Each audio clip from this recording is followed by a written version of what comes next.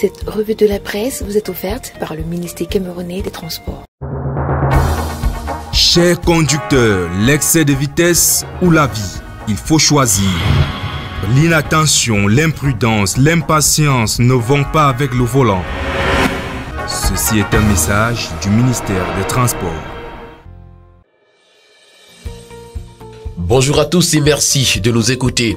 Le quotidien Le Jour par lequel nous débutons ce matin parle de grève, opération Tarsimor à Bafoussam.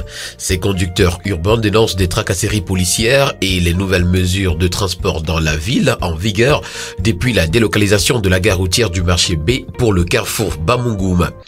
En petite une parle d'éducation de base, le ministre annule des affectations dans le Mayo Bagno. Il instruit son délégué régional de ramener à leurs anciens postes des enseignants redéployés par le préfet à qui il conteste le pouvoir d'affectation.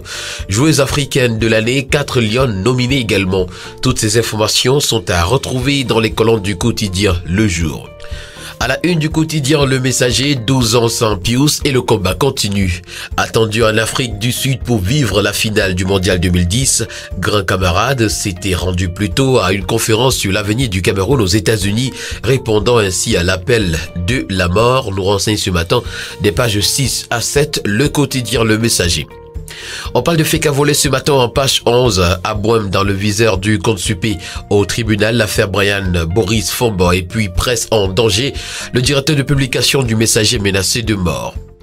Le quotidien Mutation parle pour sa part ce matin de gazoil et titre « La pénurie carbure ». De longues files d'attente d'automobilistes observées dans les stations-service contestent d'une tension d'approvisionnement. L'information ce matin, vous la retrouverez des pages 8 à 9. En petite une, au tribunal, la Sonacam se déchire. Célestin Bédigui protégeant le soldat Eto. Le quotidien L'Info à chaud qui parle également de gazoil ce matin nous informe qu'à Yaoundé, c'est la panne sèche. Approvisionnement en produits pétroliers, le gouvernement rassure. Le quotidien L'économie qui a choisi d'emboîter le pas à ses prédécesseurs lance cette même alerte. Le gazoil se fait rare à Yaoundé. Depuis quelques jours, plusieurs automobilistes peinent à trouver le précieux sésame. L'impact sur l'activité des transporteurs des zones urbaines se fait ressentir.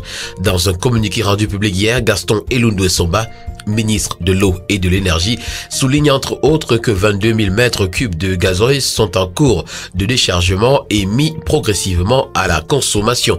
L'information ce matin, vous l'aurez en page 3. On parle de grandes villes ce matin en petite une. Un nouveau mécanisme de la Banque africaine de développement pour juguler la croissance démographique. 4e trimestre 2021, les difficultés de la SICAM tirent le secteur secondaire vers le bas. Et puis, Douala, 5,5 milliards de francs CFA de la BDIAC pour la construction d'un complexe hôtelier. Le quotidien national bilingue Cameroun Tribune pour sa part ce matin a choisi de parler plutôt de la lutte contre la corruption et titre des conquêtes et des résistances. Véritable phénomène de société, le fléau est devenu l'objet de toutes les batailles des pouvoirs publics qui mettent tout en œuvre pour le réduire à sa plus simple expression. Entre mise en place d'institutions spécialisées et d'un cadre juridique approprié, campagne de sensibilisation, sanctions, rien n'est laissé de côté. Mais le combat est de longue haleine car à l'image du monnayage des services, le mal persiste. Le focus de Cameroun Tribune consacré à cette affaire est à retrouver ce matin des pages 6 à 7. Le quotidien vert Émergence nous permet de faire une incursion dans le Nozo et nous présente l'équation complexe de la reconstruction. L'information, vous l'aurez en page 3. PME en petite une, où est la coopération entre le MINMESA, le PNUD et l'UNESCO. Démographie, la planète comptera 8 milliards de personnes cette année. À la une du jeune enquêteur ce matin, on parle de la succession au sommet de l'État et puis on s'interroge. Monsieur Frambia, avez-vous réellement le projet de prendre le pouvoir après votre père? Retrouvons ce matin dans les colonnes de Le Jeune Enquêteur, ses fils ayant succédé à leur père en Afrique, ainsi que les réponses à cette autre interrogation. Quel Cameroun avec Frambia?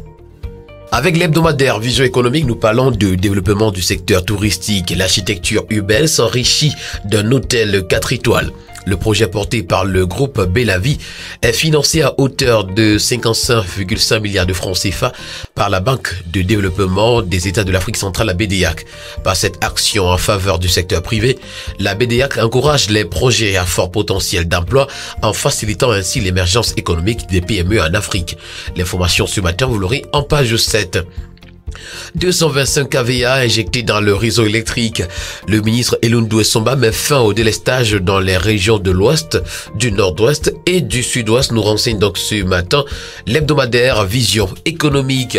Et pour le quotidien de la santé, Éco-Santé, on parle des premières rencontres professionnelles de l'APES. L'assurance maladie en débat ce 13 juillet 2022 à Yaoundé. Dans l'optique de trouver des solutions sur les bonnes pratiques de l'assurance maladie, l'Association professionnelle des entreprises privées prestataires des services et des soins de santé au Cameroun, l'APES, et l'Association des sociétés d'assurance du Cameroun, l'ASAC, seront en conclave ce mercredi 13 juin 2022 à l'hôtel Somatel à Douala. Cette rencontre est placée sous le thème « L'assurance maladie, le tiers payant, le prestataire et le patient, difficultés et solutions ». En petite une parle d'Extrême Nord, le centre de santé Rohan Chabot de Zilling accouche d'une nouvelle maternité. Et le quotidien pour terminer ce matin qui en parle également, titre « Couverture santé dans l'extrême nord, Zilling, mère heureuse, maternité moins douloureuse ». Et puis gestion de la FICA Foot est office mention honorable. Mesdames et messieurs, voilà qui met un terme à cette autre édition de la revue de la presse. Merci de l'avoir écouté et rendez-vous demain à une nouvelle sortie. D'ici là, portez-vous bien. Bonne journée à tous.